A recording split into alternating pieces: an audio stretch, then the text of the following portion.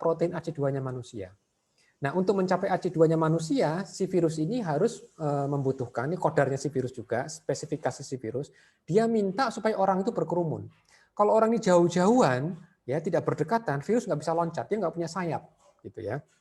Nah, inilah yang harus ditekankan. Nah, kalau kita mengetahui kodar si virus bahwa si spike-nya harus ketemu sama AC2, makanya manusia berpikir bagaimana kita buat vaksin. Vaksin itu nanti akan memunculkan antibodi. Nah, antibodi ini yang akan yang akan menghambat nih, memblok interaksi antara spike dengan AC2 gitu. Nah, terbentuknya antibodi ini juga ada kodarnya. Antibodi ini tidak akan terbentuk kalau orang tidak pernah terpapar. Misalnya orang tidak pernah terpapar, lalu dia minum ramuan, minum herbal, antibodi ini tidak akan terbentuk. Tapi dia akan terbentuk dengan dua cara. Kalau dia pernah terpapar secara alami, itu dengan infeksi alami, atau divaksinasi. Karena kalau vaksinasi akan ditambahkan ini, protein spike ini akan tambahkan secara sengaja supaya antibodi yang mengenai secara spesifik akan tampil. Nah, ini yang harus masyarakat harus pahami gitu ya. Jadi tidak benar kalau misalnya hanya minum minuman herbal saja antibodi akan muncul. Enggak, dia harus terpapar dulu, baru nanti akan bisa muncul. Nah, kalau sudah muncul, ditingkatkan mungkin bisa, tapi kalau belum pernah terpapar nggak bisa. Memang vaksin itu dulu buatnya lama, tapi sekarang cepat. Nah, ini juga menjadi konspirasi juga. Wah, jangan-jangan konspirasi farmasi ini, bisnis gitu kan. Enggak, kenapa kita bisa cepat? Karena kita sekarang punya proses di awal ini yang dengan teknologi biologi molekuler, pembuat purwarupa vaksinnya itu bisa cepat. Kalau dulu ya, itu memang perlu agak lama, tapi sekarang dengan teknologi biologi molekuler kita bisa jadi cepat. Jadi itu adalah kuncinya di situ ya, bukan satu konspirasi. Nah, di Indonesia kita ada sekitar kalau nggak salah 6 vaksin yang akan masuk, baru Sinovac yang masuk. Sinovac itu yang masuk. Nah, nanti akan ada dari Pfizer, Moderna, Pfizer ya, dari Pfizer, Moderna juga mungkin AstraZeneca dan juga mungkin dari Novavax. Dengan platform yang berbeda-beda. Kalau yang dari Sinovac ini yang paling lama, yang paling tua platformnya ya. Jadi virus utuh yang dimatikan genetiknya. Karena kalau genetiknya sudah mati, dia tidak bisa bereplikasi, tapi cangkangnya masih utuh sehingga bisa menimbulkan reaksi imun, bisa menimbulkan antibodi. Nah, sementara kalau yang namanya Pfizer, Moderna atau Oxford, dia hanya menampilkan bagian virus ya. Jadi ini lebih canggih. Apalagi kalau Pfizer dia cuma genetiknya saja yang diberikan. Kalau Oxford dia masih menggunakan virus lain yaitu adenovirus, virus yang menyebabkan flu biasa, tapi direkayasa untuk menjadi kargo, menjadi pembawa materi genetik gen yang menyandi protein spike-nya si SARS-CoV-2. Oke, nah kalau misalnya kita lihat dari sisi halal apa enggak, nah kita coba review sedikit nih dengan cepat. Memang yang kita khawatirkan sebagai umat Islam, ada nggak konten najis di produk finalnya? Jadi dari ampul yang nanti akan disuntikkan itu, ada nggak konten najis gitu kan? Ada babinya nggak?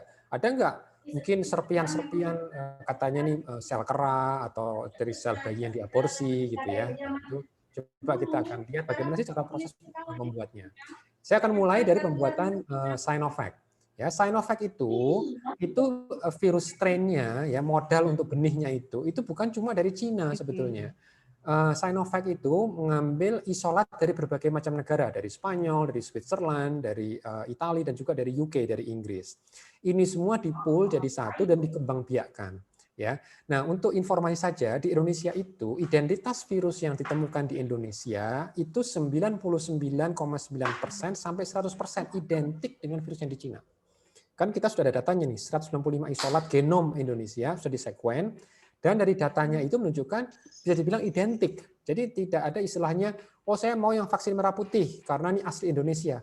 Kita nggak punya virus asli Indonesia. Semua isolat virus kita itu impor semua. Ya dari mana? Ya dari Cina, gitu ya. Jadi tidak ada alasan bahwa virus buatan Cina ini hanya untuk orang Cina, tidak benar. Virusnya identik dan Sinovac sendiri membuatnya juga dari berbagai macam ragam. Nah, cara buatnya bagaimana? Benih virus ini ditumbuhkan di sel karena dia menggunakan teknologi lama, pasti membutuhkan sel. Jadi apa cara bagaimana membuatnya ini? Virusnya ini, benihnya ini dibiakkan di sel namanya sel vero.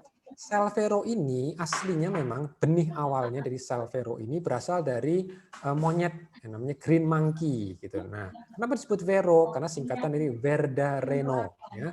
Verda itu artinya hijau, Reno artinya ginjal. Nah, ginjal dari monyet hijau, walaupun monyetnya nggak hijau ya kalau kita lihat. Nah ini selnya seperti ini, jadi bukan bayangkan kayak ginjal yang dipotong-potong gede-gede itu enggak. Ini selnya saja, selnya saja. Ini diisolasi dari tahun 1960-an oleh ilmuwan dari Jepang di Shiba University. Hanya selnya ini sih masih hidup, monyetnya sudah mati. Monyetnya seperti ini gambarannya kalau kita pengen tahu ya. Tapi memang nggak hijau, tapi saya nggak tahu apa itu dikasih namanya monyet hijau gitu ya. Oke. Nah, setelah tumbuh di sel monyet ini, lalu diperbanyak ya, jadi nanti berliter-liter itu dipanen nanti virusnya, diinaktivasi, dirusak materi genetiknya dengan bahan kimia namanya propiolakton gitu ya. Nah, kalau sudah dirusak, jadi istilahnya kalau misalnya kita bayangkan materi genetik itu seperti buku. Buku itu kan banyak lembaran-lembarannya. Jadi kalau mau buka buku resep kita buka. Nah, propiolakton itu membuat kayak lem. Jadi bukunya nggak bisa dibuka, dilem erat gitu. Jadi ketika mau baca buku itu nggak bisa karena sudah dilem. Nah, artinya apa? Kalau nanti virus masuk ke dalam tubuh kita, dia nggak bisa bereplikasi. Tapi cangkangnya itu sudah membuat sel imun jadi bereaksi. Setelah itu nanti akan namanya proses filtrasi, ada kromatografi. Sehingga kalau ada sisa-sisa sel vero, sel kera ini tadi akan tereksklusi ya, difiltrasi bertingkat. Nah, terus nanti ditambahkan adjuvan dan di produk finalnya tidak ada lagi kontaminan yang dikhawatirkan.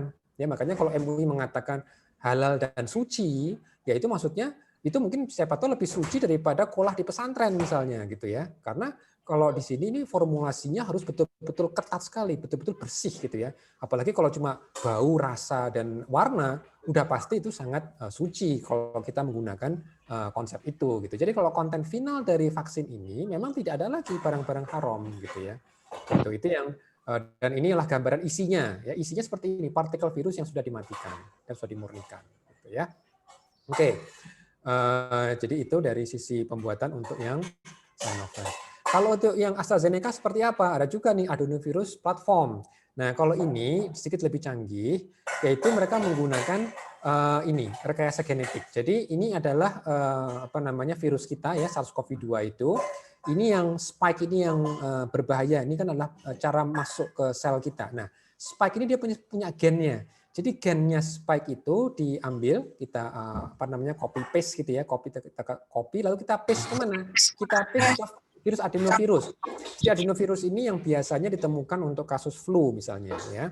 Nah, ketika ini dimasukkan ke adenovirus, nanti adenovirus yang dipakai untuk menginfeksi menjadi benih vaksin. Nah, jadi seperti ini ya. Ini akan terlihat. Nah ini, jadi nanti si benih virus tadi itu akan dibiarkan di sel namanya sel 293. Karena virus ini kan butuh host ya, perlu sel manusia. Dan ini berasal dari ginjalnya satu janin abortus ya, dari suatu bayi yang dulu diisolasi selnya karena kebutuhan untuk penelitian biologi. Untuk melihat waktu itu banyak sekali ilmuwan yang seperti saya peneliti kanker, kita pengen tahu apa yang membuat sel normal berubah menjadi kanker. Jadi niatnya waktu mereka mengisolasi sel ini bukan untuk vaksin sebetulnya, tapi untuk mencari tahu apa sih yang membuat sel normal bisa berubah menjadi kanker gitu ya. Tapi ternyata mereka juga jadi belajar, oh bisa juga ini ternyata jadi host yang baik untuk mengembangbiakkan adenovirus. Makanya digunakan sel ini. Nah, ketika adenovirus ditambahkan ini akan banyak sekali pertambahan apa namanya adenovirus. Nah, tapi supaya nanti supaya optimal, memang perlu ditambahkan apa yang disebut zat namanya tripsin. Nah, memang tripsin kebanyakan dari babi ya. Kenapa ditambahkan tripsin? Supaya nanti bisa diperbanyak lagi. Karena kalau sel udah penuh, ya sel tadi 293 udah penuh, nanti dia bisa mati. Apa istilahnya kekurangan oksigen, makanya harus dipindah ke cawan yang baru. Nah, supaya bisa dipindahkan ke cawan yang baru itu dilepaskan dulu nih, dilepaskan dulu ikatan antar sel supaya bisa dipindah ke cawan yang baru. Itu menggunakan tripsin. Nah, tapi nanti setelah nanti virusnya dipanen, itu nanti bisa kita lihat itu virusnya saja. Jadi nanti ada kalau ada tripsin, kalau ada misalnya sel dari misalnya dari sel 293 ini akan terpisah sendirinya ya. Makanya dengan filtrasi ini akhirnya dalam formulasi finalnya itu nggak ada lagi yang namanya sel sel dari 293 atau kandungan tripsin sudah tidak ada lagi. Jadi itu cara prinsip buatnya. Nah, apakah nanti bisa merubah genom manusia? Enggak. Karena kalau kita bicara menggunakan adenovirus ya, dia ini gennya bentuknya seperti karet gelang. Nah, kalau karet gelang dia tidak bisa menginfeksi atau menyisip ke genom manusia. Jadi insya Allah aman. Nah, bagaimana dengan mRNA yang Pfizer yang lagi rame itu? Ya, kalau Pfizer ini lebih keren lagi karena dia yang dia masukkan betul-betul hanya materi genetik, nggak ada virus sama sekali, nggak ada virus SARS-CoV-2, nggak ada juga adenovirus, betul-betul hanya gennya saja yang dienkapsulasi dengan liposom, semacam lapisan lemak, gitu kan? Dan ini memang buat sebagian orang agak alergi karena ini kan lapisan lemak artifisial. Dan artifisial ini memang ditengarai bisa menimbulkan gejala hipersensitivitas. Maka penting kalau nanti mendapatkan vaksin dari Pfizer itu harus betul-betul dipantau karena sebagian orang kalau punya riwayat alergi dia bisa alergi dan bisa juga mengalami anafilaksis. Maka dari sisi keamanannya ya efek simpang itu sebetulnya ini relatif lebih tinggi nih risikonya dibandingkan yang Sinovac tadi itu, gitu ya. Nah, cara membuatnya sama sekali tidak menggunakan sel hidup, ya. Ini dengan murni kimia. Jadi sintesa, jadi biologi sekarang itu biologi molekuler itu sebetulnya titik temu antara biologi klasik dengan kimia. Nah, dengan mengetahui susunan kimia dari produk biologis, kita bisa menggunakan produk secara kimia juga. Jadi kalau kita lihat nggak ada lagi sel hidup di sini yang digunakan, betul-betul produksi secara kimiawi, gitu ya. Nah ini yang membuat kalau dari sisi kehalalan yang namanya Pfizer, yaitu relatif tanda kutip ya lebih halal, betul halal itu nggak bisa lebih kurang ya, tapi ya halal gitu. Tapi ya tentu kita lihat nanti bagaimana MUI akan menyikapinya. Nah,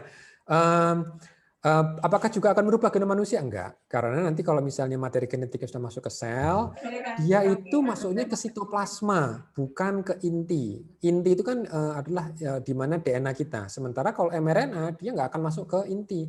Ini dua senyawa yang berbeda, jadi kita tidak perlu khawatir ya. Nanti begitu dia masuk ke ribosom, dia akan ditranslasi menjadi banyak sekali spike baru, dan spike ini akan menimbulkan reaksi imunologi sehingga timbul antibodi. Oke, kontennya juga tidak ada gelatin, malah di sini ya kalau kita menggunakan Pfizer, jadi nggak ada masalah. Nah nanti kita bicara mengenai efikasi, saya akan terangkan lebih detail terkait dengan uji klinisnya. Memang bisa dibilang Pfizer itu lumayan tinggi ya, Moderna lumayan tinggi 90%, hampir sama seperti campak ya, vaksinasi campak yang lumayan tinggi juga. Tapi jauh lebih tinggi daripada flu. Influenza itu malah nggak sampai 50%, cuma 44%. Nah, efek simpangnya memang ada, jadi memang kita nggak bisa menjamin pasti aman, enggak, pasti ada efek simpang. Nah, kadang-kadang teman-teman konspirasi itu terlalu berlebihan. Memang ada yang sampai pingsan, tapi nggak sampai meninggal, gitu ya. Dan kalaupun misalnya ada kasus meninggal, misalnya kasus meninggal seperti kemarin ada kabar nih, beberapa lansia itu meninggal. Nah, ini sedang diinvestigasi, apakah memang meninggal karena vaksin atau memang karena usia lanjut, gitu ya. Karena kalau seperti Norwegia sekarang, itu kasus kematian lansia sendiri ya tanpa vaksin itu bisa 400 orang seminggu gitu ya. Jadi kalau misalnya ada orang lansia yang meninggal setelah divaksinasi, ini memang harus dilihat apakah karena kebetulan dia meninggalnya dan waktu sudah meninggal atau memang ada efek simpang dari vaksin ini sedang diinvestigasi. Nah, kalau kita lihat dari sisi Sinovac sendiri, relatif ini nggak ada kejutan ya. Ini hampir sama seperti vaksinasi yang biasa. Demam, pusing gitu ya, ngantuk kadang-kadang ya kemarin Pak Menkes komentarnya setelah divaksin merasa ngantuk gitu kan. Jadi sebetulnya kalau Sinovac memang efek simpangnya relatif lebih aman dibandingkan yang baru-baru ini ya gitu. Nah, vaksin merah putih itu sebetulnya baru akan dikerjakan. Jadi memang sekarang ada 6 kampus yang mendapatkan dana 300 miliar. Akan tetapi benihnya baru siap nanti di pertengahan tahun depan. Sementara masih harus ada uji klinis. Jadi juga jangan kita bilang begini, kalau saya maunya vaksin merah putih nih, yang nasionalis gitu. Bapak Ibu harus paham, kalau kita menginginkan vaksin merah putih, itu berarti sama saja kita berharap pandemi tidak boleh hilang di Indonesia. Karena untuk bisa menguji vaksin itu harus di tempat yang ininya tinggi, kejadian tinggi. Nah, kita tentu kan ingin segera selesai gitu ya. Nah, apakah nanti mubazir? Enggak, tapi ini tujuannya supaya 6 kampus Indonesia ini punya kapasitas untuk membangun vaksin kalau nanti ada pandemi berikutnya. Jadi itulah kenapa tetap harus dilakukan penelitian ini. Baik, sekarang saya akan melihat mengenai efikasi. Sekarang saya mau menjelaskan bagaimana sih uji klinis itu dilakukan. Ya, saya yakin mungkin rekan-rekan nakes pasti paham, tapi untuk mereview ya bagaimana itu dilakukan. Jadi yang pertama pasti harus ada namanya randomisasi. Jadi nanti semua relawan itu dibagi dua, ada yang mendapatkan vaksin, ada yang mendapatkan placebo. Ya, placebo ini penting seperti air garam. Jadi kalau ada klaim misalnya ramuan herbal ini itu bisa menyembuhkan, itu ditanya ketika mereka membuktikan itu gunakan placebo tidak. Karena kalau saya punya ramuan, nih ramuan Ahmad Utomo gitu kan, YouTuber terkenal misalnya, apakah udah pasti efektif? Nah, Ahmad Utomo harus melakukan uji klinis. Pastikan ada orang mendapatkan placebo. Jadi orang nggak tahu ini mendapatkan ramuan Ahmad Utomo atau mendapatkan ramuan placebo gitu kan. Karena manusia itu kan ada bias, ya ada bias, ada sugesti gitu. Nah, sama seperti vaksin, dia harus bagi dua, sebagian dapat vaksin, sebagian dapat placebo. Nah, setelah dibagi dua seperti itu, yang terjadi berikutnya, oh ya, nanti ini yang dihitung apa yang mau dilihat? Nanti akan kita hitung perbedaan insiden terjadinya COVID bergejala. Nah, ini penting sekali. Ini akan mereka hitung, bukan OTG. Padahal kita tahu yang namanya COVID ini ada namanya OTG. Tapi dalam uji klinis ini mereka tidak menghitung OTG, mereka menghitung COVID yang bergejala. Berapa banyak sih tingkat kejadian COVID pada kelompok yang diberikan vaksin dibandingkan yang diberikan placebo, ya. Dan ini harus dilihat 3 bulan kemudian pasca vaksinasi. Jadi kalau di FDA, di BPOM, mereka akan melihat datanya. Coba tunjukkan ke kami datanya minimal 3 bulan. Nah, ini minimal 3 bulan karena dari 3 bulan itu kita juga bisa memantau tingkat keamanannya. Walaupun fase 1, fase 2 sudah terbukti aman, tapi kan kalau fase 2 kan yang direkrut cuma 700, 12.000 malah gitu kan. Nah, tapi kalau kita bicara nanti untuk uji klinis fase 3 itu biasanya nanti puluhan ribu gitu ya, kayak di Turki, di Brazil itu kalau total itu hampir 50.000 totalnya. Memang Indonesia relatif sedikit, tapi kan dalam konteks banyak juga di negara lain gitu ya. Nah, itu yang dilihat. Kita akan melihat 10.000 orang vaksin semua, 10.000 di sini akan dikasih placebo semua. Dihitung 3 bulan kemudian berapa banyak yang akan kena COVID. Jadi emang ini nanti untuk menunjukkan bahwa dari 10.000 ini berapa banyak sih akhirnya terjadi. Nah, inilah nanti angkanya adalah terkait dengan efikasi. Oke. Nah, kalau ini sudah kita ketahui, bagaimana mensimulasikan yang disebut efikasi 0%. Efikasi 0% itu artinya apa? Kalau ternyata kejadian COVID itu sama, antara yang diberikan vaksin sama yang diberikan placebo itu sama. Sama-sama tinggi angkanya. Nah, kalau sama-sama seperti ini, berarti efikasinya adalah 0%. Ini yang dimaksud efikasi 0% seperti itu. Jadi kita selalu tidak hanya melihat yang kelompok vaksin, kelompok placebo juga dilihat. Ya. Lihat kelompok placebo-nya ada berapa. Oh, kelompok placebo ini kan sebagai kontrol kita, karena kita melakukannya di wilayah yang sedang ada banyak COVID. Nah, kita lihat dari 10.000 orang ini yang kena COVID berapa? Oh, 75, ya kan? Nah, lalu kita lihat di kelompok vaksin ada berapa. Kalau angkanya ternyata sama, oh ya berarti dia nggak efektif sama sekali ya, efikasinya 0. Oke. Nah, bagaimana kalau misalnya tidak bisa disimpulkan? Ada nggak contoh yang tidak bisa disimpulkan? Ada. Yaitu seperti apa? Kalau sama-sama tidak terjadi COVID. Nah, ini contohnya seperti apa sih? Contoh seperti waktu zaman SARS sama MERS. Jadi SARS sama MERS itu ada juga orang konspirasi. Orang SARS sama MERS saja nggak ada vaksinnya, apalagi COVID. Itu jangan-jangan main-main seperti itu. Nah, orang lupa. SARS sama MERS itu karena semua orang terinfeksi itu bergejala, maka pengendaliannya mudah. Cari saja yang bergejala, kan gitu. Tapi kalau COVID kan nggak seperti itu. Di samping ada yang bergejala, ada yang tidak bergejala atau belum bergejala. Maka lebih susah. Nah, maka kenapa kok nggak ada vaksinnya di SARS sama MERS? Ya karena penyakitnya sudah hilang. Jadi kalau dipaksakan uji klinis fase 3, ya akhirnya nanti seperti ini, tidak bisa disimpulkan karena tidak ada penyakitnya, gitu ya. Nah, maka di sini memang lokasi uji klinis penting di area yang masih tinggi kasih tinggi insidennya, gitu ya. Kalau insidennya sudah nggak ada, ya berarti percuma, gitu. Oke. Nah, bagaimana kok sebut efikasi 100%? 100% berarti nanti dilihat 3 bulan kemudian, misalnya di sini. Oh, semua kasus hanya ada di placebo. Tapi kalau di kelompok vaksin, 0. Itu namanya wonderful. Itu luar biasa ya. 100%. Efikasinya 100%. Jadi dari 10.000 orang ini, dikasih air garam, 10.000 orang dikasih vaksin, itu kalau 100% berarti kejadiannya 150 orang ini dari 10.000 hanya ada di kelompok placebo, tapi tidak ada di kelompok vaksin. Nah, kalau 50% seperti apa? Nah, ini sedikit perhitungannya saya mulai masukkan nih, cara rumusnya. Jadi, Bapak Ibu sekalian perlu pahami, itu kita harus konsepnya risiko relatif. Nanti konsep risiko relatif. Jadi kalau misalnya nih kita vaksin 10.000 orang, kalau efikasinya 50% itu bukan berarti ya, kadang-kadang orang salah tangkap nih. Kalau yang divaksin 10.000 itu nggak berarti nanti 5.000 itu kena COVID. Bukan seperti itu. Ya, ini kan divaksin 10.000 orang. itu kita harus melihat angka kejadian pada ini ada berapa orang yang akhirnya terkena COVID. Ya, biasanya itu kecil karena kita tahu risiko COVID itu kan nggak tinggi-tinggi banyak kan. Nah, bisa dalam hal ini, oh ternyata dari 10.000 orang yang divaksin, ketemu 50 yang positif COVID. Nah, 50 positif COVID ini tinggi atau rendah risiko ini. Lalu kita tengok di kelompok placebo. Placebo kan sama sekali nggak ada perlindungan, cuma dikasih air garam. Ternyata di kelompok placebo itu ada 100 yang terkena COVID. Nah, kalau seperti ini kita bisa namanya apa yang disebut dengan risiko relatif. Nah, jadi risiko relatif. Jadi risiko relatif cara ngitungnya gimana? Berarti kita tahu 50 per 10.000 ketemu angka 0,005. Oke.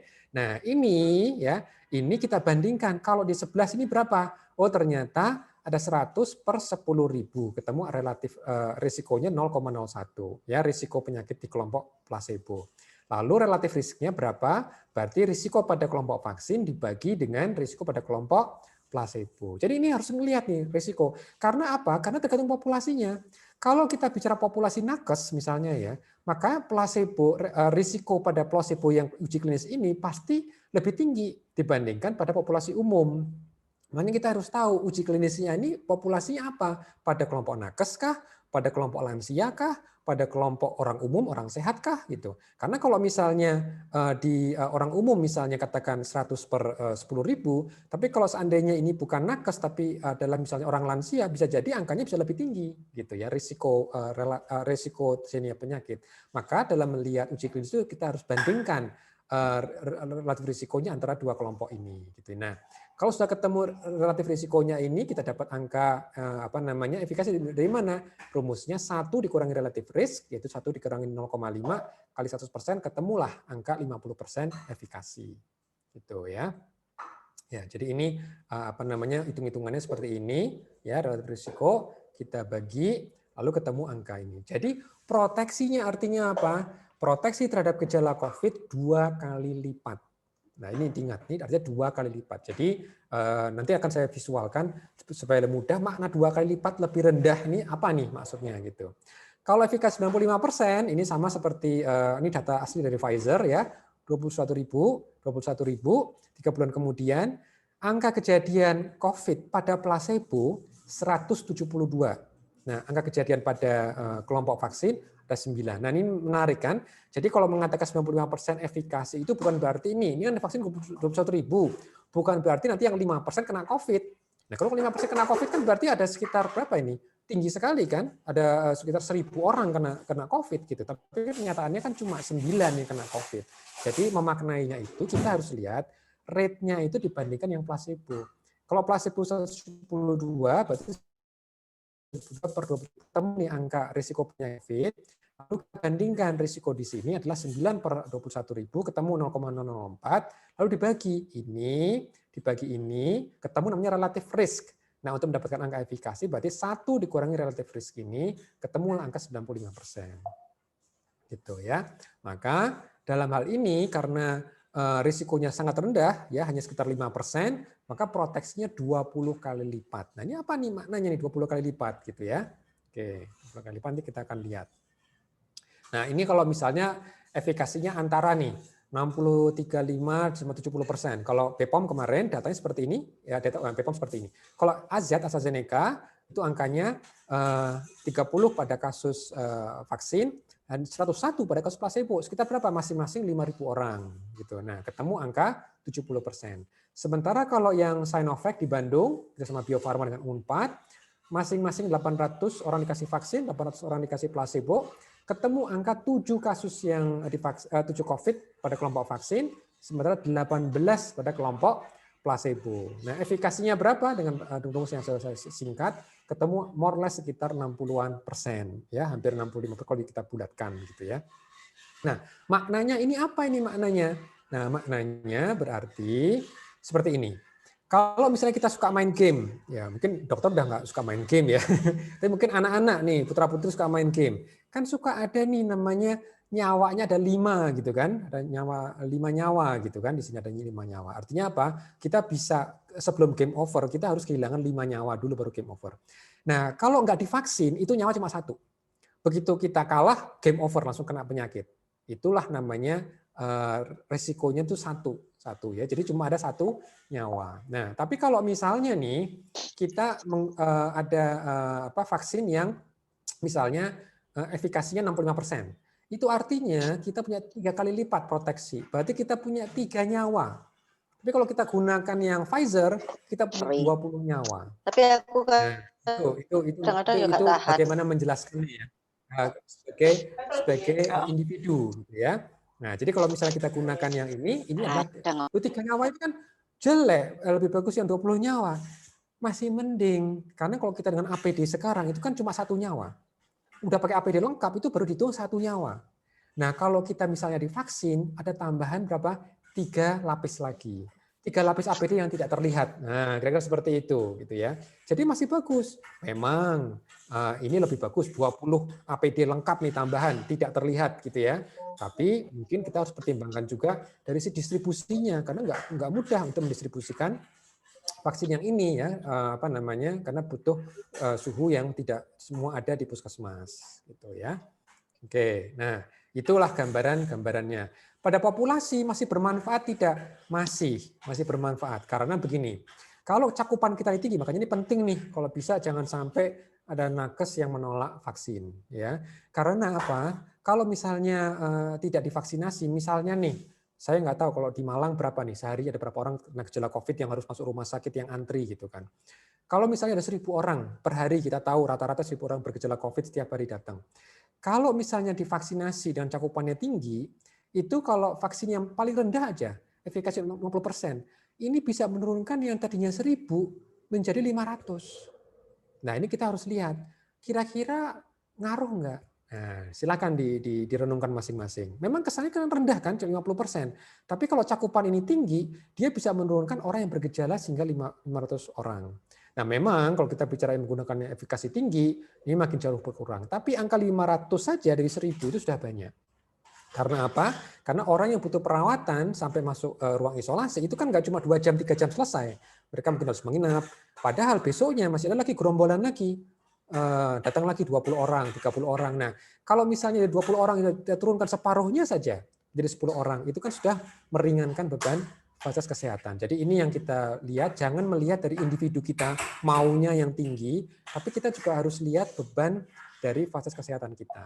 Ya, ini yang perlu kita. Tapi sekali lagi ya, saya tidak dibayar oleh Pfizer, tidak dibayar oleh Sinovac, ya, tidak dibayar oleh siapapun. Jadi saya tidak mengendorse, tapi inilah faktanya seperti ini, gitu ya. Oke. Ini. Nah, peran dalam konteks pandemi, betul kita belum bisa mencegah OTG, karena kalau OTG ini bukan dengan vaksin.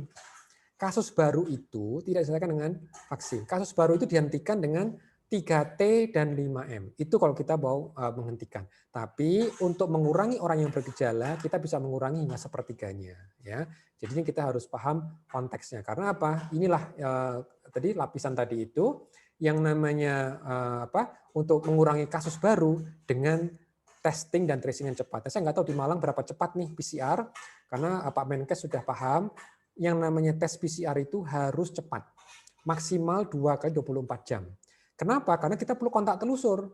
Karena kalau hasil PCR yang lama, 5 hari, seminggu baru keluar, ini kontak telusur sudah terlambat. Karena orang sudah lupa kan, 5 hari yang lalu ini siapa yang kontak sama saya gitu kan, susah ingat-ingatnya. Tapi kalau cepat dalam waktu 2 hari, mereka mudah-mudahan masih ingat. Terakhir dengan siapa, sehingga nanti petugas bisa mencari dan mengujinya, karena standar WHO itu setiap 1 orang minimal 10 orang. Maksimal kalau bisa memang tidak ada batasannya, tapi bisa 30 sudah bagus banget gitu ya. Di Jakarta saja itu 4 orang yang dikontak telusur, itu udah bagus Indonesia Raya itu. Nah artinya apa? Di luar Jakarta itu masih rendah sekali. Oke.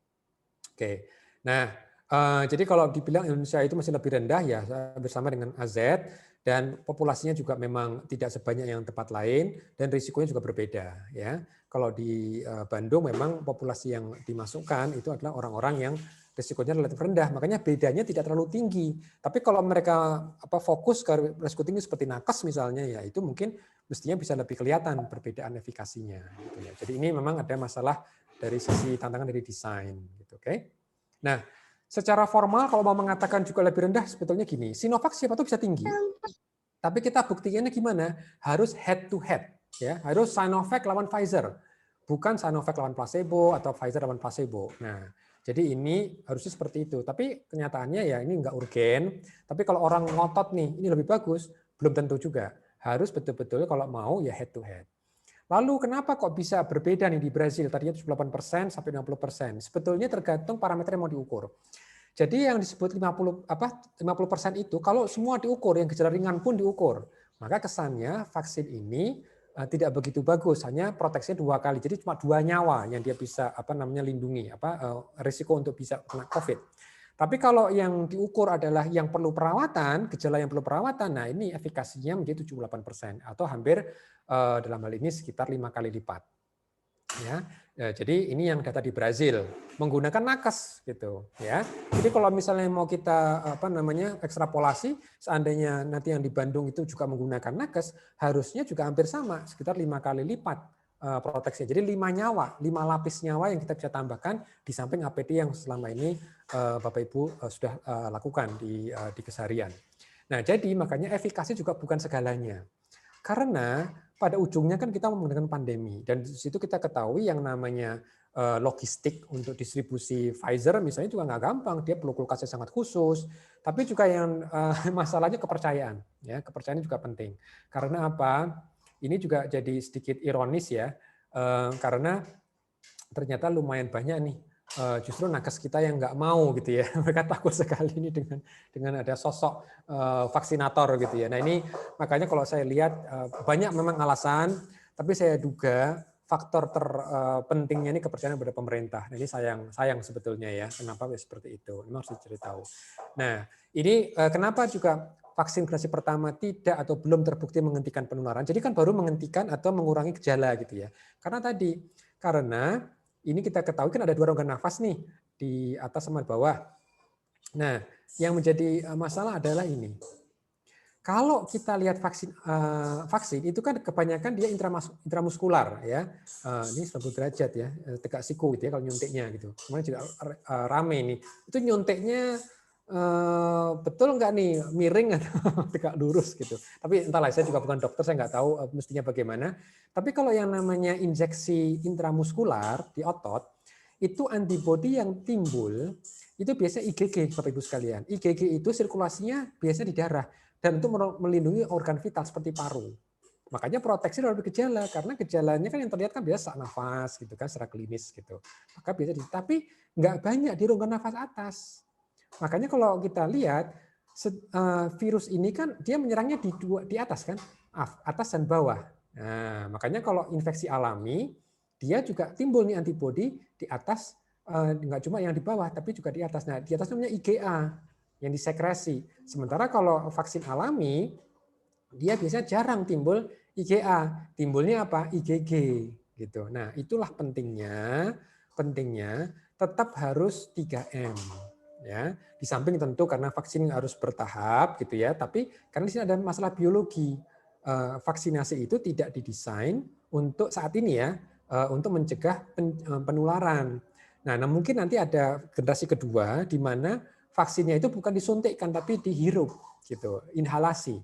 Jadi kalau diinhalasi nanti akan muncul antibodi baik di rongga nafas atas maupun di rongga nafas bawah gitu. Itu yang dari sisi biologinya. Oke. Nah, baik, ini terkait dengan harapan, memang ada tantangan infrastruktur kesehatan ya, cakupan ini dari sisi kebijakan tentunya. Ini telah saya sampaikan, ada tantangan dari rongga nafas atas dan bawah. Untuk sementara kita belum bisa mengatakan herd immunity ya, karena kita belum bisa membuktikan mampu mencegah penularan. Tapi sebisa mungkin cakupannya setinggi mungkin. Ya, kalau dulu herd immunity hitungannya 70%, tapi kalau sekarang karena kita belum yakin bisa mencegah penularan, sebisa mungkin 100% ya cakupannya. Jadi kalau ditargetkan nakes duluan, ya kalau bisa semua nakes sepakat untuk divaksinasi. Ya vaksinasi yang ada ya Sinovac ya, monggo kita legowo lah dengan itu gitu. Jadi itu konsepnya, dan keengganan vaksin macam-macam ya. Dan ini harus kita lihat kalau terkait dengan halal atau tidak dari sisi bahkan NU sendiri, ini saya ambil dari slide dari teman-teman dari NU. Ini dari konsep-konsep ini ya, sebetulnya vaksin itu sudah memenuhi ini. Jadi istikhlak itu sudah ada apa yang disebut dengan mayoritas kita lihat di konten finalnya sudah nggak ada barang najis lagi, tidak ada barang haram lagi ya, karena sudah filtrasi bertingkat. Dan demikian juga sudah doror am nih, sudah pandemi ini sudah doror am ya. Kenapa doror am? Karena banyak kiai sudah terpapar juga. Dan ada sekitar 234 kiai dan nyai yang meninggal selama pandemi. Ini slide-nya dari NU ya, teman-teman NU gitu ya, bukan slide dari saya. Jadi artinya apa? Ini juga para kiai pun sudah banyak yang sedo ya. Terakhir kita juga tahu Syekh Jabir juga sedo juga di Jakarta. Ini juga menunjukkan keseriusan dari pandemi ini. Belum lagi sekolah juga susah gitu kan, masih online. Muhammadiyah juga sama, rekomendasi vaksin juga nggak ada masalah gitu. Nah, hanya saja sekali lagi kita ingat, kalau kita menurunkan angka gejala, vaksin bisa membantu, tapi pertanyaan besarnya ini, kalau hanya vaksin doang, lama-lama ya kita nanti overwhelming juga, gitu kan? Karena apa? Karena bocor atapnya ini belum kita kondisikan. Jadi kita ini sekarang kalau nyibuk ngepel lantai, ya lantainya kan bocor nih, kita sibuk bersihkan. Intinya kan bocor dari atas. Nah, bocor dari atas ini, robekan dari atas tangga atap yang robek ini harus dengan tadi 3T dan 3M. Mudah-mudahan nih Pak Menkes ada gebrakan baru supaya testing ini bisa lebih cepat ya, supaya nanti kontak telusur juga cepat. Jangan cuma di Jakarta, bahkan sampai pelosok harus bisa dilayani dengan baik gitu ya. Nah, memang sebagai umat Islam, sebagai mayoritas kita juga harus rapatkan soft ya. Jangan sampai ada satu orang seperti ini ya, gaya-gaya gitu ya. Ngapain pakai tameng gitu kan? Ngapain takut sama corona, takut sama Allah misalnya gitu kan. Tamengnya dibuka nggak pakai masker gitu kan. Apalah ngajak yang lain buka masker juga. Jangan. Lainnya udah siap-siap seperti gini, apa yang akan terjadi? Nanti terjadi seperti ini.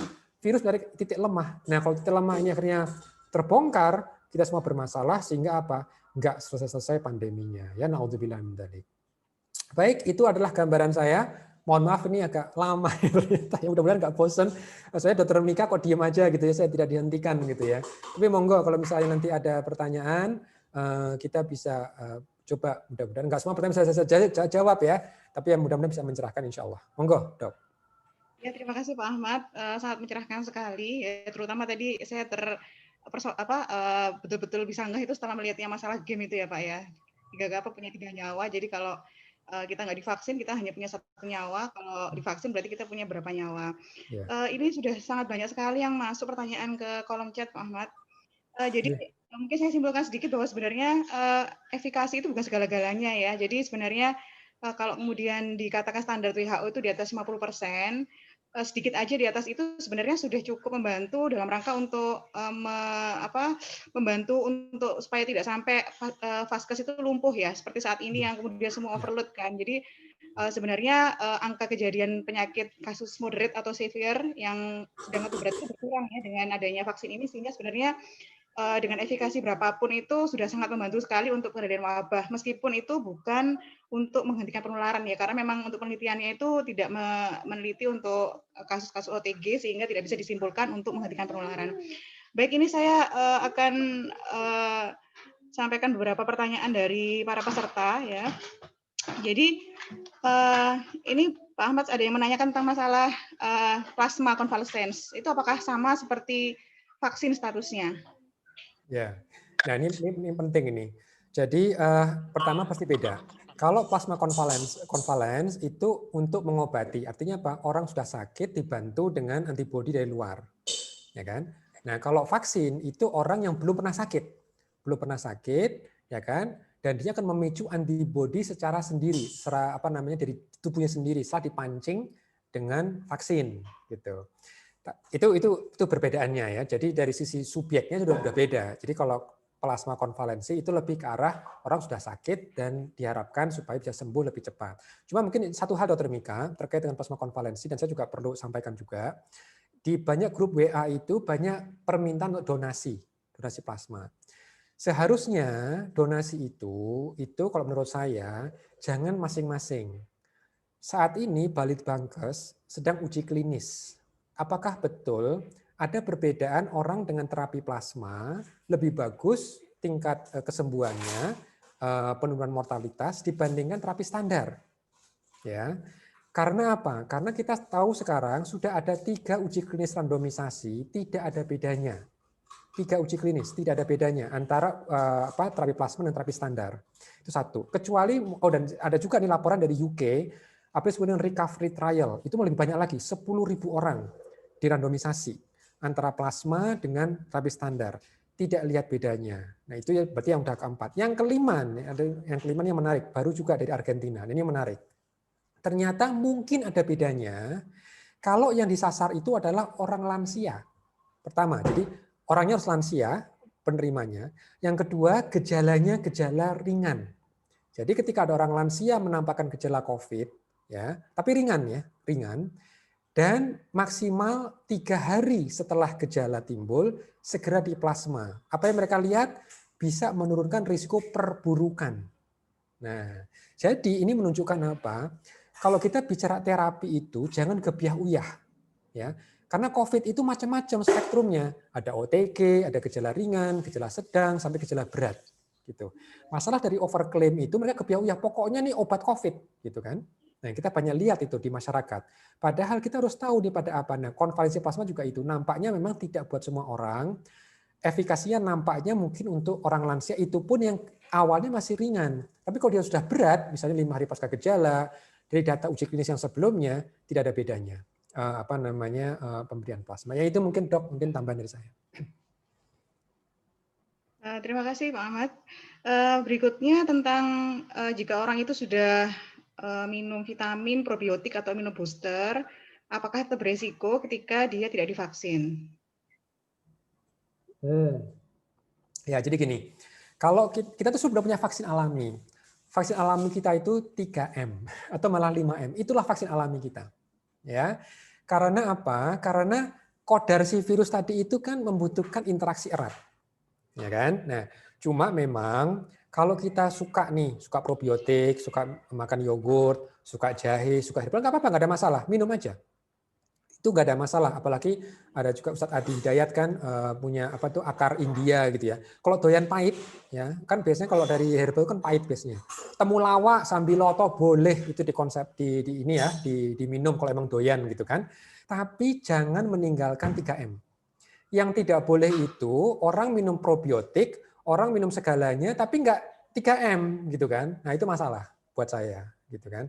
Nah maka dari itu silakan konsumsi apapun gitu kan, nggak ada masalah ya, asal doyan. Memang kita juga perlu jaga kesehatan supaya apa? Kalaupun misalnya terinfeksi, kan tubuh kita juga akan merespon dengan antibodi. Antibodi itu perlu waktu sekitar 7-10 hari untuk bisa dia muncul. Nah, kita harus bisa bertahan dalam 7 hari pertama itu. Caranya apa? Banyak minum air, asupan yang bagus, ya. Supaya apa? Supaya nanti kita bisa melewati itu. Nah, begitu antibodi kita muncul, pembersihannya akan makin cepat. Itu yang harus kita lihat. Maka supaya nanti kita membantu imun kita sendiri, pastikan kita tadi 3M-nya dijaga. Jangan mengandalkan, saya sudah minum herbal kok, saya sudah minum suplemen misalnya, bukan. Itu tujuannya nanti kalau misalnya terpapar kan antibodi mulai terbentuk. Nah, nanti suplemen-suplemen tadi bisa memperbanyak antibodi yang terbentuk. Gitu. Tapi kalau kita belum pernah terpapar, kita mau minum 1 liter suplemen, itu nggak akan membentuk antibodi yang spesifik. Gitu. Itu kodar antibodi juga. Ya. Spesifikasi antibodi seperti itu. Dia tidak akan terbentuk secara spesifik kalau belum terpapar. Nah, pertanyaannya apakah kita mau nih secara sengaja, ayo nih mana nantangin gitu ya, jangan, itu namanya egois. Nah, ya apalagi umat Islam di Indonesia kan bukan umat yang egois gitu kan, kita umat yang penyayang. Jadi tolong lindungi diri dan sekeliling kita, itu pesan utamanya Dok. Ya, jadi sebenarnya antara herbal dengan vaksin kan nggak bisa menggantikan ya Pak Ahmad ya. Kalau vaksin kan jelas imunitas spesifiknya, atau dengan orang itu dia terpapar virus itu secara alami karena dia sakit, itu dia akan terbentuk antibodi secara spesifik kan ya. Tapi kalau itu kan sebenarnya lebih ke arah untuk imunitas secara umumnya ya Pak Ahmad ya, supaya nanti ketika dia sakit jatuhnya pada sakit yang tidak terlalu berat gitu ya, tapi tidak bisa membentuk imunitas yang spesifik ya. Tidak bisa. Ya. Dan nanti akhirnya bisa jebol juga itu. Karena begini, suplemen-suplemen itu kan sifatnya kan tambahan ya. Sementara keseimbangan, nah ini penting juga diperhatikan. Kita ini kan maunya sak-saknya. Misalnya orang ini nggak pernah olahraga, orang ini hidupnya nggak sehat, ngopi itu banyak gulanya, ngeteh itu manisnya bukan main, apalagi orang Jawa Tengah itu kan, itu manis banget gitu kan, itu gulanya sampai kelihatan kalau di dasar gelas. Itu nggak bisa disembuhkan sakit gitu ya, dengan minum herbal atau suplemen, itu nggak bisa. Karena apa? Kalau kita sudah dalam puluhan tahun suka ngopi manis, suka ngeteh manis, itu default kita, imun kita udah nggak seimbang itu sebetulnya. Itu nggak bisa dengan secepat itu dirubah dengan herbal, itu nggak bisa, gitu ya. Maka dari itu sebetulnya yang paling bagus memang kalau kita memang belum bisa 5M itu 3M itu udah cepat itu. Kita udah jaga jarak itu udah cepat banget karena sambil kita secara bertahap kurangi gula tadi kan, minum herbal. Tapi betul tadi Dok, kalau memang belum pernah terpapar tidak akan menimbulkan antibodi gitu. Ya. Ya. Ini di pertanyaan tentang golongan darah O, Pak Ahmad. Mungkin pernah ada penelitian kalau golongan darah O itu dia resikonya untuk terkena COVID itu lebih kecil. Mungkin ini juga nanti karenanya berarti kalau golongan O mungkin lebih santuy ya 3M-nya. 3M-nya bisa lebih nyantai karena kan lebih kecil resikonya. Yang mohon dijelaskan, Pak Ahmad. Oke. Ya, ini contoh bagus bagaimana banyak dari kita ini berpikir secara apa ya? Secara selektif gitu. Jadi kita ini belum terbiasa berpikir secara data keseluruhan, secara komprehensif. Jadi sebetulnya ini maksud dengan golongan darah O itu apa disebut dengan risiko relatif. Risiko relatif dibandingkan apa? Kan gitu kan? Dibandingkan golongan darah yang lain. Jadi kalau kita lihat data dari Cina, itu kan awalnya dari Cina yang melaporkan golongan darah O relatif lebih rendah. Itu mereka melihatnya begini, jadi dalam satu komunitas mereka sudah tahu dari bank darah misalnya. Berapa persen sih yang golongan O? Berapa yang A, B sama AB. Dan umumnya, dan termasuk di populasi tersebut yang dilaporkan oleh artikel itu, mereka tahu yang namanya AB di populasi itu cuma 5%. Sekitar mayoritas 80% itu golongannya O.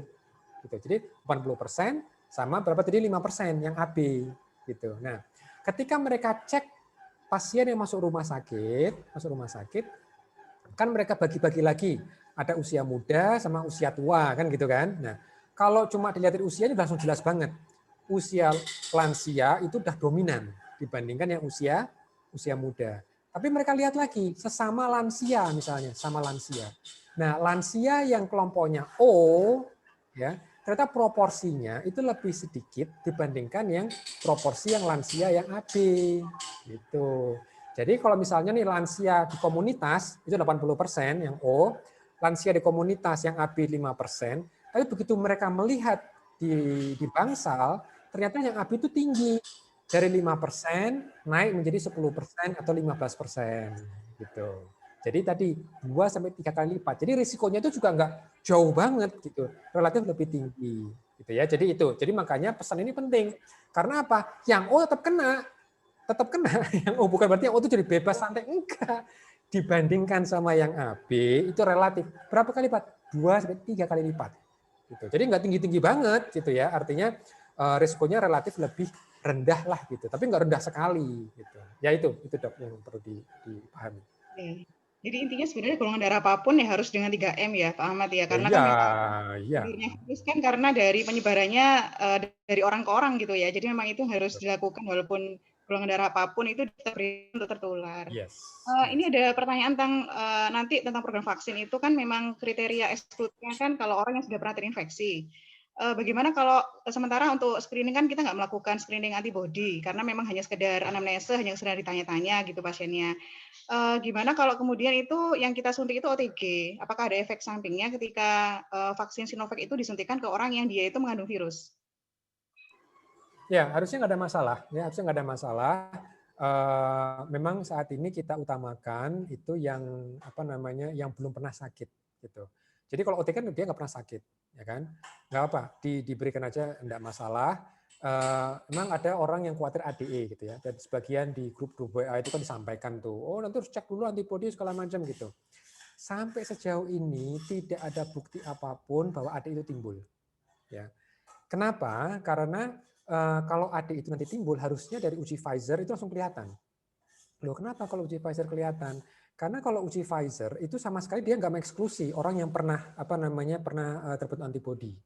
Beda sama uji klinis Sinovac. Kalau uji klinis Sinovac dia memang harus men-screening dulu. dia pernah punya ini nggak antibody nggak? Kenapa? Karena kalau Sinovac itu kan gunakan partikel virus yang utuh, ya kan partikel virus yang utuh. Nah, kalau mereka nggak men-screening relawannya itu yang pernah punya antibody, mereka nggak bisa bedain nanti.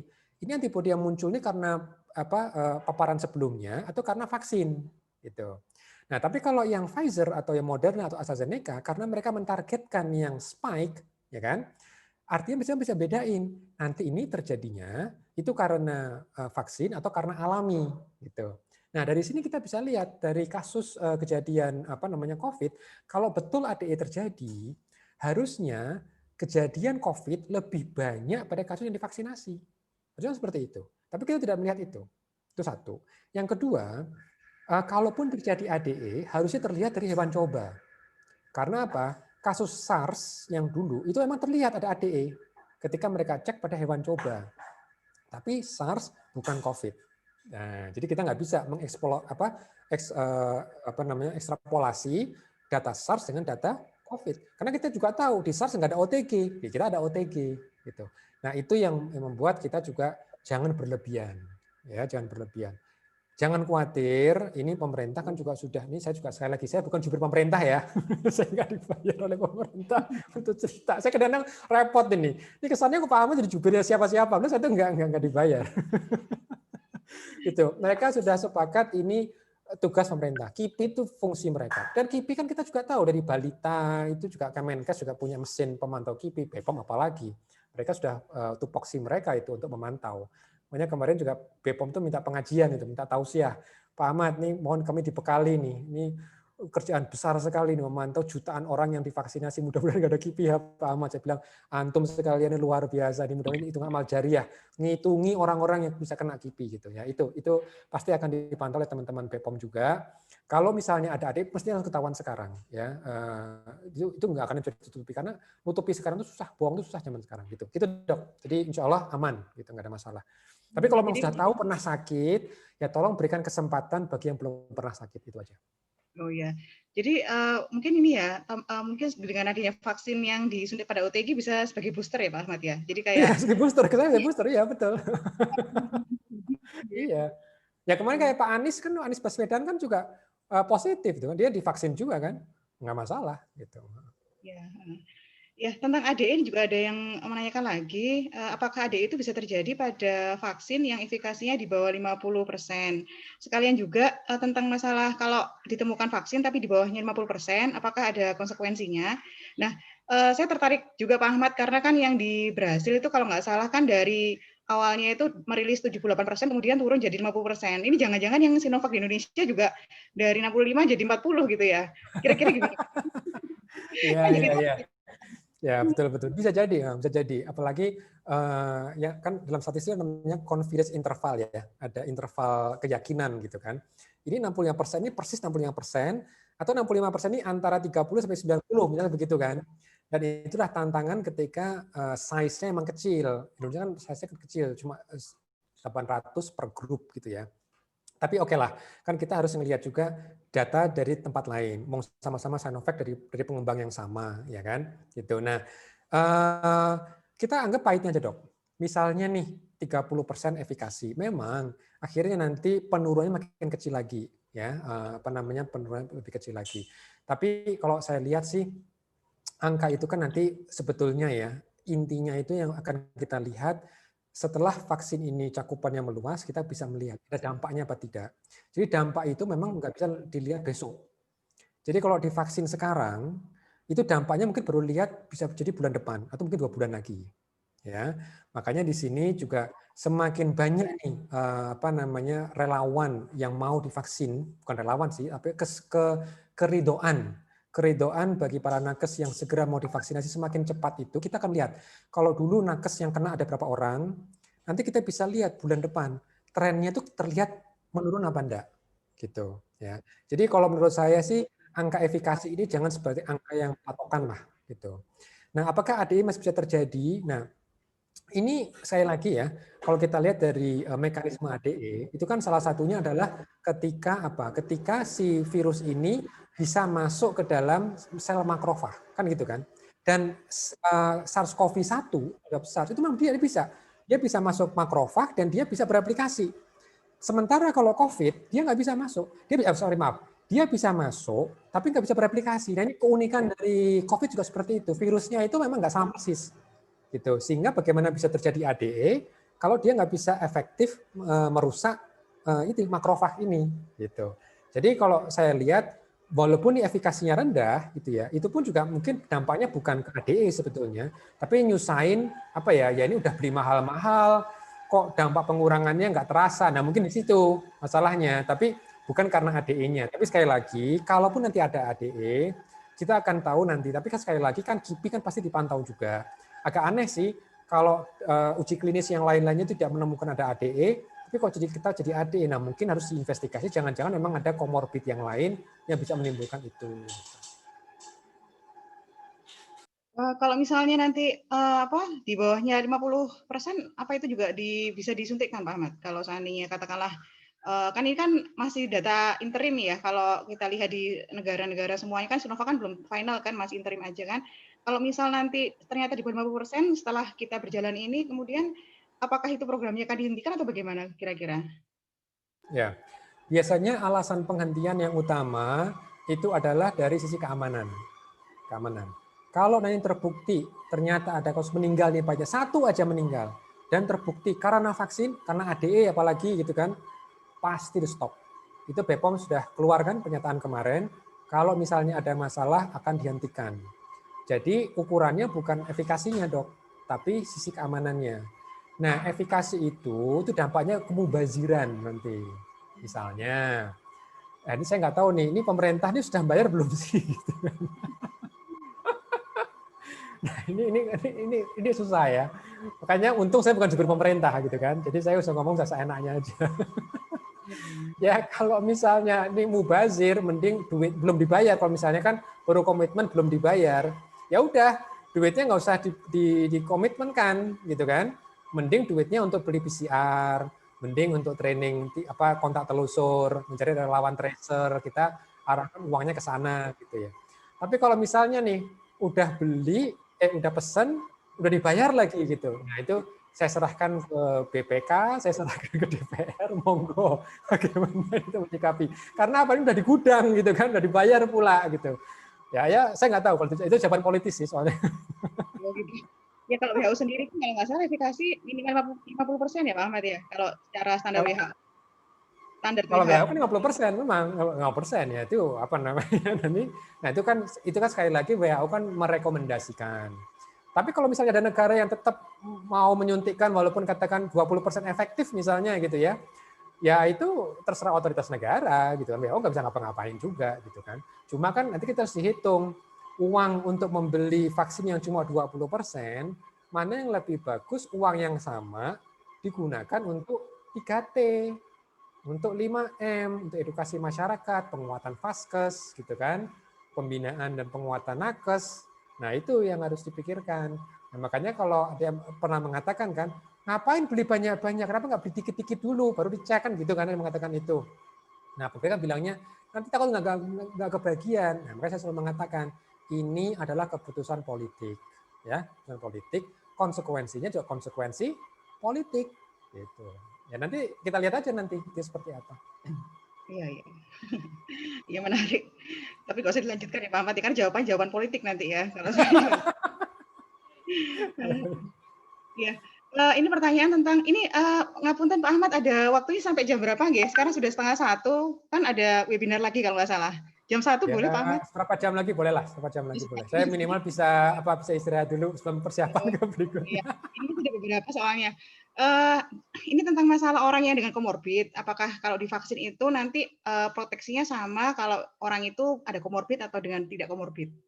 Apakah itu nanti mempengaruhi efektivitasnya mungkin ya ini ya pertanyaannya. Proteksinya itu apakah kalau komorbid itu dia lebih rendah atau bagaimana proteksinya?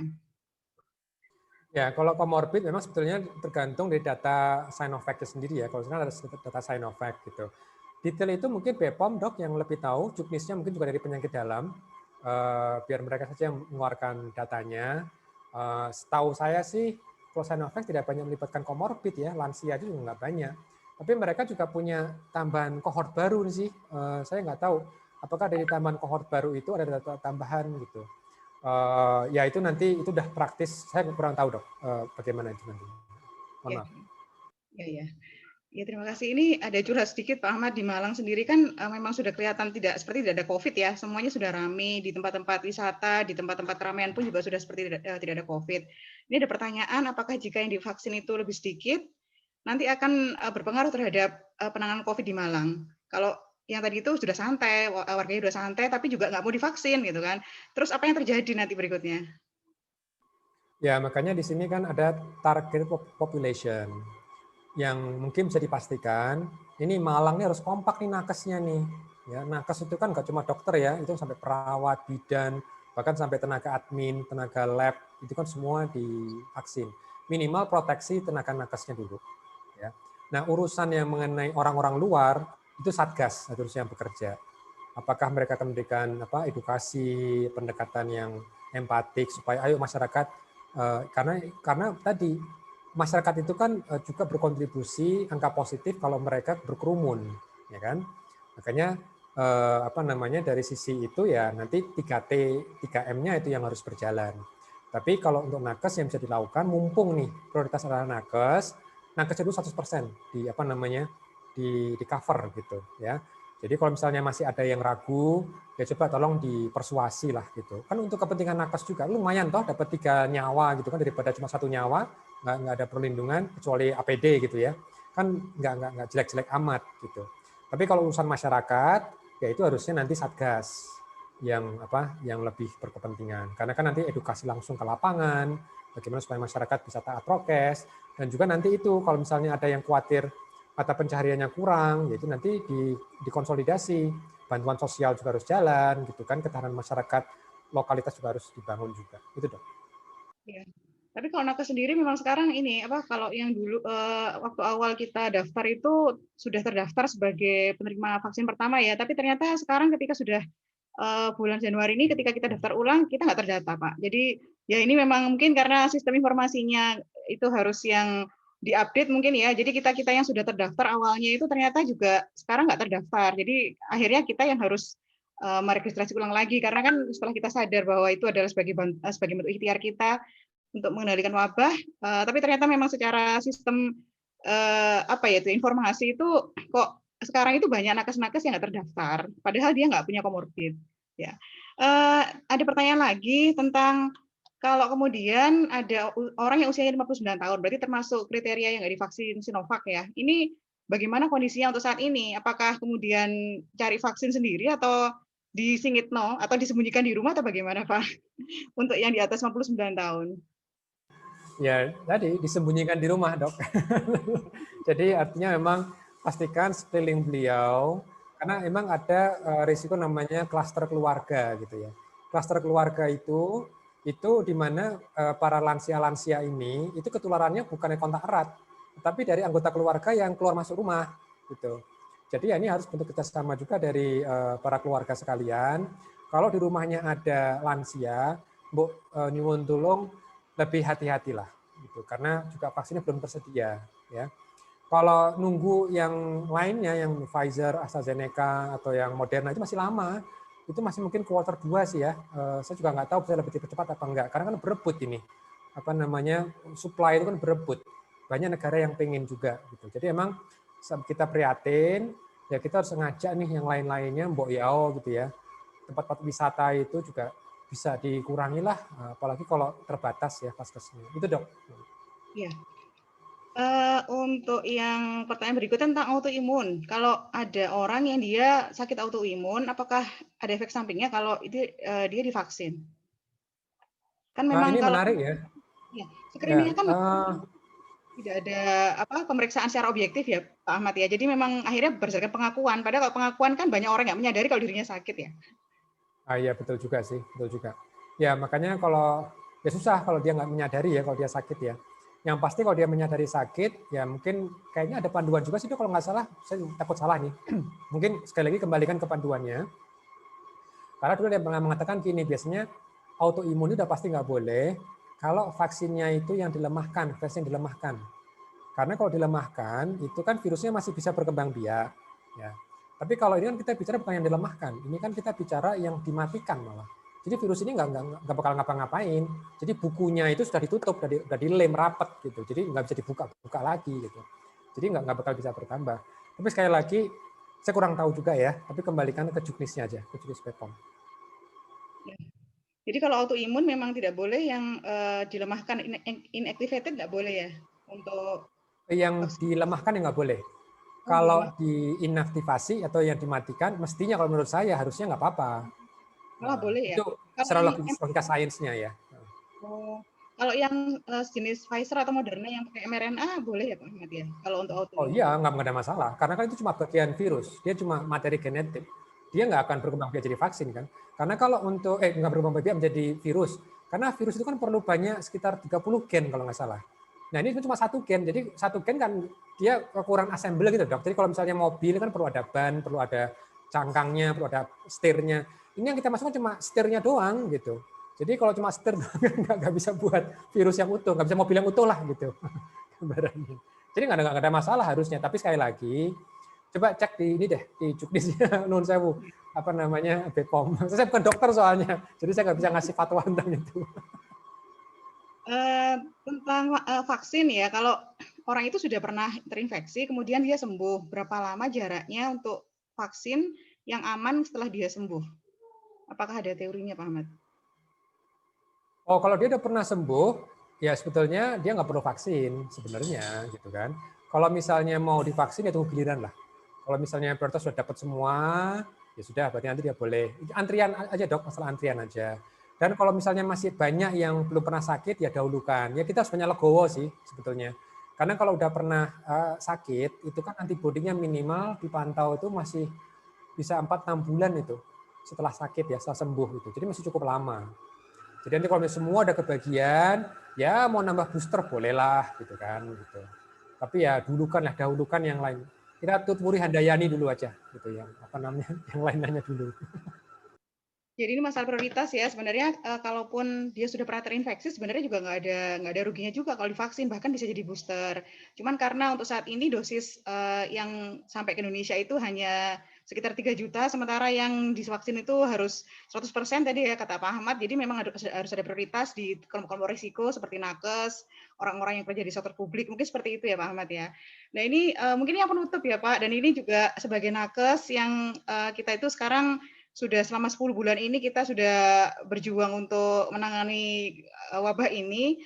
Sebenarnya di antara nakes sendiri itu ada yang merasa masih galau, masih khawatir dengan adanya vaksin ini gitu kan. Jadi banyak juga ada yang menolak untuk vaksin ini sehingga saya juga menjumpai akhirnya mereka mengatakan, oh kan ada komorbidnya, obesitas atau ada komorbidnya apa dan seterusnya gitu kan. Jadi dari nakes sendiri ini memang ada banyak penolakan karena memang ada suatu hal yang belum diyakini dan belum merasa aman untuk divaksin. Itu mungkin Pak Ahmad bisa memberikan sedikit tipsnya bagaimana supaya kami ini akhirnya bisa semua yakin gitu Pak. Kalau ini kan sebagian kecil aja ikut ikut webinar ya Pak ya. Tapi kalau yang lain gimana nanti kita harus menjelaskan. Ya, memang saya yakin nakes itu kan sudah di training EBM ya, Evidence Based Medicine gitu kan. Itu apa namanya mantra modern kita, dogmatis sekali gitu. Ya, jadi kita harus juga jujur dan fair dan adil dalam melihat data. Kalau misalnya mengatakan ini nggak aman gitu ya, buktinya apa nggak aman? Literatur mana yang mengatakan ada indikasi ini tidak aman? Ya. Kalau misalnya mengutip opini seorang profesor yang di Surabaya di UNER adanya ADE, kita lihat jurnal yang dia katakan. Apakah jurnal itu dari data primer, apakah dari data rumah sakit, atau beliau hanya memberikan semacam hipotesa, semacam dugaan atau prediksi. Gitu. Jadi jangan juga melihat, oh kan ada tuh artikelnya nih dari profesor ini di UNER, ada ADE misalnya. Ya kita lihat apa sih data yang mereka tampilkan. Setahu saya yang beliau tampilkan itu, dan saya menghormati akademisi beliau ya, itu adalah kekhawatiran memiliki epitop yang sama seperti yang kasus SARS gitu. Itu yang beliau khawatirkan. Beliau tidak menampilkan data klinis, ya tidak ada data dari rumah sakit dan pembuktian bahwa pasien yang kasus severe itu pernah terekspos, antibodinya kurang, titernya terbukti kurang, lalu dia menimbulkan khas ADE. Gitu. Nah, Kalau seperti itu, jadi kita lebih adil. Tapi kalau cuma, ya pokoknya saya takut, ya itu kan bukan mantra kita sebagai nakes. Kalau cuma takut, ya apa bedanya kita sama orang lain, kan gitu. Jadi harus betul-betul, tanda kutip ya, alasan-alasan itu harus kita lihat berdasarkan data. Datanya apa? Gitu. Tapi kalau yang masalah kepercayaan pemerintah, ya saya nggak punya obatnya kalau itu. Itu harus, ya gimana? Itu kan masalah keyakinan ya, kepercayaan.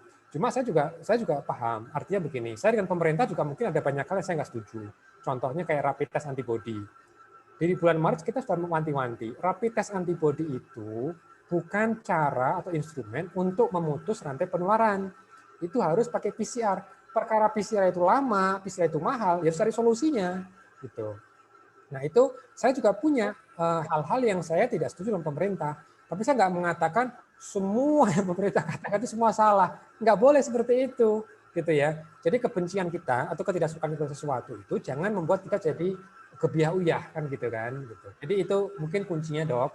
Coba diajak diskusi. Masalahnya di mana? Kalau masalah aman, kita punya data uji klinis fase 2 plus fase 3. Apalagi di BPOM sebagai otoritas itu sudah mengatakan, oh kalau kita nggak bisa BPOM lagi ya susah. BPOM itu sudah tertinggi di urusan keselamatan obat.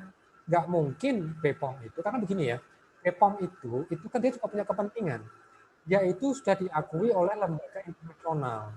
Kalau sampai BPOM itu cuma main-main, itu yang rugi juga BPOM, yang rugi juga negara. Gitu. Itu yang kita harus sadari juga di situ. Gitu. Dan saya yakin BPOM sejauh ini ya orang-orangnya masih bagus. Gitu. Contoh ketika UNER mengklaim obat kombinasi itu bisa menyembuhkan, BPOM cepat bertindak. Dia temukan ternyata uji klinis yang dilakukan oleh UNER, walaupun di backup sama BIN dan TNI, BPOM nggak bergeming. Kalau salah, nggak keluarkan dia izinnya gitu. Nah inilah kualitas orang-orang seperti itu di BPOM. Jadi orang-orang yang menurut saya masih sikoh gitu ya, masih istiqomah lah, minimal di tupoksi mereka gitu. Nah itu yang masih saya percaya untuk BPOM. Gitu. Karena memang sekali lagi memang saya akui masalah kepercayaan. Kalau misalnya mau sudah nggak percaya, susah itu dok. Tapi ya begitu, berarti nanti masih punya 1 nyawa. Padahal vaksin ini bisa memberikan proteksi kita minimal sekitar 2-3 nyawa. Which is not bad sebetulnya, kan ada lapisan tambahan lah. Gitu dok. Ya. Jadi nakes pun juga sebenarnya ini ya Pak, harusnya melek literasi dengan harus melihat ada IBM itu tadi ya. Kalau mungkin selama ini mungkin hanya nganut pada kebijakan ini, kebijakan itu, mungkin alangkah baiknya kalau kita kembalikan kepada sumber yang sahih ya. Kalau kita di dalam Islam kan kalau hadis itu hadis yang sahih gitu kan. Kalau masalah kepercayaan mungkin ini pendapat saya Pak Ahmad ya. Kalau masalah kepercayaan ya bisalah terserah. Kalau saya sendiri saya percaya sama ilmuwan. Ilmuwan itu dia bisa salah tapi dia nggak bisa berbohong. Kalau berbohong itu kan dia luar biasa ini konsekuensinya ya. Jadi banyak sekali ilmuwan-ilmuwan yang ngasih amanah yang bisa untuk kita percaya, termasuk juga di BPOM itu kan itu kumpulan ilmuwan-ilmuwan juga ya Pak ya. Jadi sebenarnya kalau kita memang nggak percaya dengan pemerintah karena ada banyak hal yang bertentangan tadi, sebenarnya untuk saat ini kita bisa percaya sama ilmuwan aja dulu ya, untuk bisa meyakinkan bahwa pilihan kita ini adalah pilihan yang terbaik. Ya, luar biasa sekali Pak Ahmad pada siang hari ini diskusinya, Masya Allah ya, sangat banyak sekali pencerahan yang bisa kita dapatkan pada hari ini. Barakallah, jazakumullah khair atas kesediaan Pak Ahmad sudah memberikan kami banyak hal untuk masalah vaksin ini. Semoga itu menjadi pahala jariah buat Pak Ahmad dan keluarga yang sudah memberikan banyak hal kepada kami. Sedikit saya simpulkan di sini ya, untuk lebih mengerucutkan lagi di diskusi kita ini ya, bahwa sebenarnya vaksin itu fungsinya adalah sebagai satu layer saja, satu lapis saja dalam hal pengendalian wabah ya. Tetap pengendalian wabah itu harus tetap mengedepankan adanya 3T dan 3M. 3T itu adalah tugasnya dari pemerintah, sementara kita sebagai masyarakat harus mengencangkan 3M. Ketika kita vaksin itu tidak berarti menghilangkan penularan, tapi sebenarnya itu adalah untuk menurunkan resiko dari gejala berat ya. Karena memang untuk menurunkan penularan itu tetap harus dengan 3M. Karena kalau kita melihat dari virusnya, virus itu dia berpindah dari satu orang ke orang, sehingga cara untuk menghindari penularan itu ya dengan cara menghindari adanya transmisi dari orang ke orang, itu dengan cara 3M. Ya. Kemudian pesan yang kedua tentang efikasi, bahwa efikasi itu bukan segalanya, tapi efikasi itu adalah sebuah gambaran nanti efeknya apa gitu kan, dan serendah apapun efikasi itu sebenarnya dalam hal pengendalian wabah ini masih sangat berperan sekali dalam hal untuk supaya fasilitas kesehatan kita itu tidak lumpuh gitu ya, karena bisa mencegah dari COVID yang bergejala sedang atau berat ya. Tetapi sekali lagi bahwa yang kita inginkan di sini adalah masalah pengendalian wabahnya ya, bukan untuk mencari vaksin yang efektif. Karena kalau mencari vaksin efektif berarti kita secara tidak langsung kita mendoakan supaya pandeminya semakin panjang gitu kan. Jadi untuk saat ini dengan adanya vaksin yang sudah ada, kita berharap itu bisa mengendalikan wabah walaupun itu pun juga tidak yang sebagaimana yang kita inginkan, tetapi itu setidaknya sudah bisa kita berkontribusi dalam hal pengendalian wabah. Kemudian ya itu yang mungkin bisa kita simpulkan dari pembahasan pada siang hari ini. Semoga ada manfaatnya ya, dan semoga nanti bisa bertemu kembali di forum-forum yang lain. Pak Ahmad, kalau nanti kita undang juga dengan tema yang berbeda, mungkin nanti jangan kapok ya Pak ya.